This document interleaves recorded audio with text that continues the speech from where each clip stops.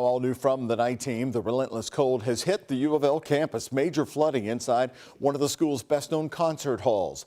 WHAS11 night team's Connor Steffen and photojournalist Aspen Hester are live on Brandeis Avenue right now. And Connor, you've been talking to UofL leaders. What happened and what's the cleanup plan there?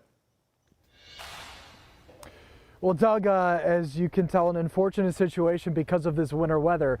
We can tell you that the cleanup process is in full swing tonight on campus. While the auditorium remains closed, leaders remain hopeful it will open again soon. It's just the latest hurdle that this winter weather has brought to Louisville this week. Arctic air is bursting pipes, causing flooding at places where music usually flows. The restoration efforts are going along nicely. UofL School of Music is working to clean up its own winter weather mess inside this auditorium. And we look forward to welcoming that School of Music family back into this lovely hall very, very soon. The school says the broken pipe led to flooding inside Comstock Hall, putting it out of commission for the time being. We had a whole team of people here. They started almost immediately to get the moisture out. As this drying process continues on campus. That's what I'm talking about. Down in South Louisville, Hope International AOH Church of God off Algonquin Parkway is wrapping up a week of feeding and keeping people warm. My heart is full. We first introduced you to the South End Street Angels last Friday on the night team. As temps dropped, they ramped up efforts to help those who are houseless. People who had given up on humanity, their hope's been restored, even volunteers. In 7 days, South End Street Angel leader Amanda Mills says volunteers have helped 6 people enter recovery treatment programs, 1 person find permanent housing, and overseen 32 housing assessments. When you hear those numbers, I know how passionate you are about this. What do you think and feel? Like I made a difference. The impact on those seeking shelter is obvious. This is very warm. Yeah. This is very warm, and so I've utilized every resource that I can at this point here. A few blocks away down this unplowed South End Street. A lot of this was a mess, and I've been cleaning it up since I've got it. You'll find Ryan Bowling. I got a new part in today, and I figured I wouldn't let the weather stop me. Not even the sub-zero temps could stop him from fixing up this 1972 Pontiac Le Mans, a passion project he shared with his dad. It was kind of the car that got away, and he always wanted another one. While Ryan's dad passed in 2022, he's braving the cold to get his dad's dream car up and running. Oh, absolutely, absolutely. He's here with me. I'm positive he's here with me and helping. I know he's rooting for me, and that she'll fire up today. Proving even during the coldest of weeks, a heartwarming story is just around the corner. So we did ask Ryan if he planned on taking the Le Mans for a spin tonight. He said he thinks he's going to wait until the snow clears up and the temperatures warm up. I can tell you we're also rooting for him with that. As for Hope International, tonight was their last night of this pop-up shelter, though luckily Tark is offering free rides to anyone who needs them to another shelter. We're live from the UofL campus. Connor Steffen, the WHAS 1119 on your side. All right, another example there, the polar air taking away the light from Connor. Thank you very much, Connor. Well, we also learned today from Kentucky Governor Andy Beshear that 5 people have died due to the extreme cold in Kentucky, including a 78-year-old man from Oldham County. 2 of those people were reported to be homeless. 1 person in Lexington and 1 person in Versailles in central Kentucky dying this week were homeless, according to the reports. Republicans are hoping a new bill will help prevent these deaths in the future. The Safer Kentucky Act passed out of a House committee yesterday and would make street camping illegal. Supporters say the goal is to get people the help they need. But if you get an individual that refuses to move along out of a forbidden camping location, and they do get charged, the judge can divert them into rehab. And we know that for a fact that we have dozens or more funded rehab beds available every night, a lot of those with Medicaid fundings. We do have a homeless problem, but it is largely driven by our communities not being able to build enough affordable rental housing. House Bill 5 still moves us away from solutions to homelessness and towards criminalization. Kentucky Governor Andy Beshear was asked about the bill and its provision on the homeless. He worries the bill does not provide enough solutions to address the root causes. Homelessness is a big, complex, difficult challenge. And one of the reasons it's so challenging is all the different reasons that people can wind up homeless, from some major financial shock to addiction to serious mental illness, and it could be a mixture of all those and so many other reasons.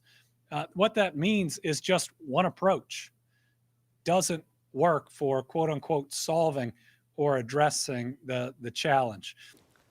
The Safer Kentucky Act is now headed to the House floor for further debate.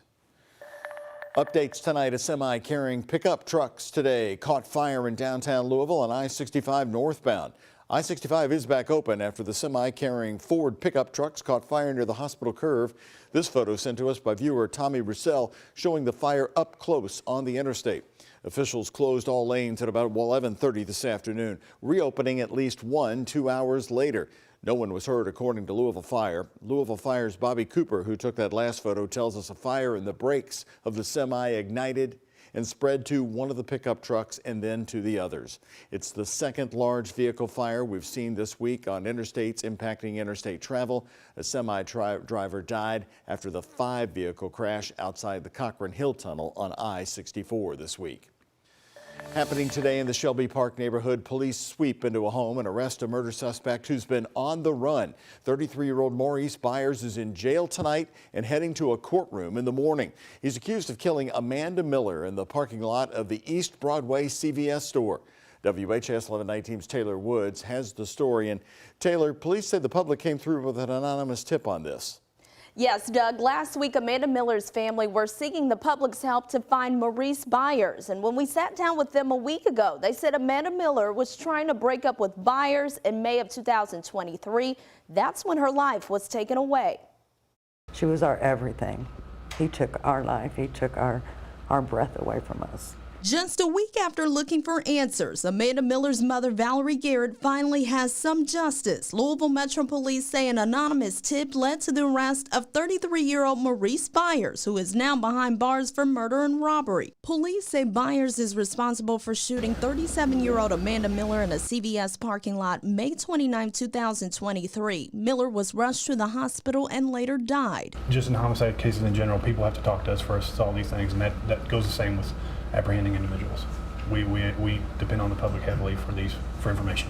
Police found Byers at a home on South Preston Street in the Shelby Park area. WHAS11 News saw the LMPD SWAT team staging at Mazik Middle School just 2 miles north from where the arrest was made. Last week, Amanda Miller's mother said she was trying to break up with Byers before she died. It gets harder every day. Your feet hit the floor. And you know she's not there. She's not going to be there. It's been a long 8 months for her and Miller's children. There's going to be more children without a mom that has to relocate their home, their whole life, everything, because one man couldn't take rejection. Now left with memories, Amanda Miller's daughter, Amaya Miller, wears a necklace etched with Amanda's face. I just can bring her with me anywhere still.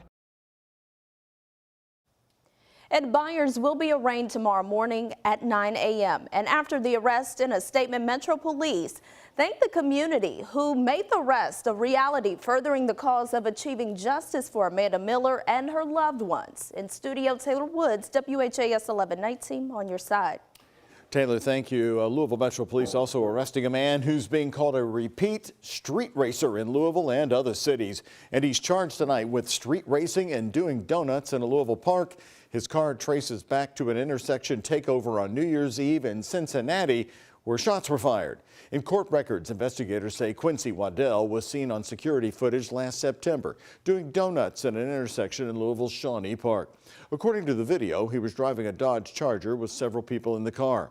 Cincinnati police say more recently these photos show that same Dodge Charger in a street takeover there in Cincinnati. According to police, a man fired an AR-style pistol from that very car. Now, after running from police, LMPD says they were finally able to put Waddell behind bars after spotting him near Cox Park on River Road.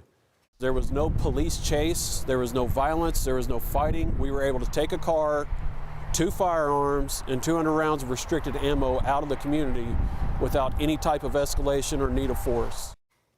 The Dodge Charger is now sitting in the police impound lot. Waddell's charges include street racing and fleeing police. LMPD believes the street racing ordinance is now deterring drivers from doing it here, rather taking it to other cities that may not have the same laws in place to enforce harsh penalties. A Louisville man could be spending decades in federal prison for allegedly running an illegal online porn marketplace. Kyle White has been charged with advertisement, receipt, and distribution of child pornography. Police say White created the online marketplace in October of 2022 and ran it from his Louisville home. Officers say he advertised and sold child pornography as well as illegally obtaining adult pornography, including images and videos that had been hacked from women's cell phones. White is facing up to 50 years in federal prison.